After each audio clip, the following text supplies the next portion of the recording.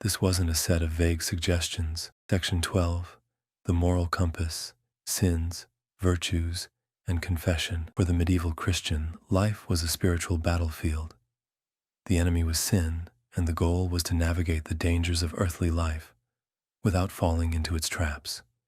To help them do this, the Church developed a very clear and systematic understanding of morality. This wasn't a set of vague suggestions.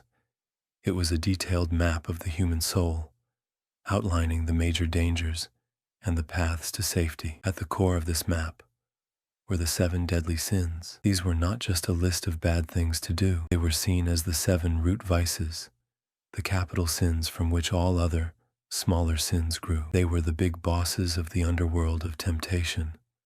Understanding them was the first step to conquering them. The 7 deadly sins, a field guide to temptation. Pride, superbia. This was considered the worst of all sins, the one that led to all the others. It was the sin of Satan himself, who was an angel until he fell from heaven out of pride. Pride wasn't just being happy about an accomplishment. It was a radical self-obsession, the belief that you were better, more important, or more capable than you really were. It was putting your own will before the will of God. It could manifest as vanity, boasting, arrogance, or a refusal to listen to advice or correction.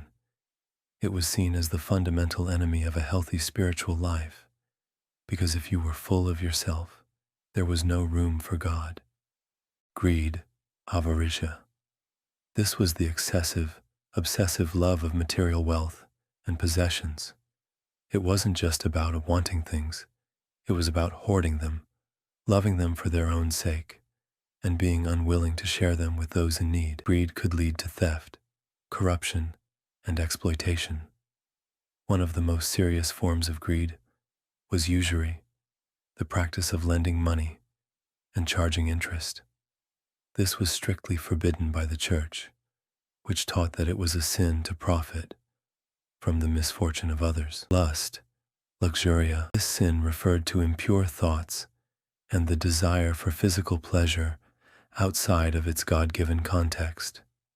The Church taught that the only proper place for sexual relations was within marriage, and its purpose was for procreation. Therefore, any sexual thought or act outside of this specific boundary was considered sinful. This was an incredibly difficult standard to live up to, and lust was seen as a constant and powerful temptation that could lead a soul astray.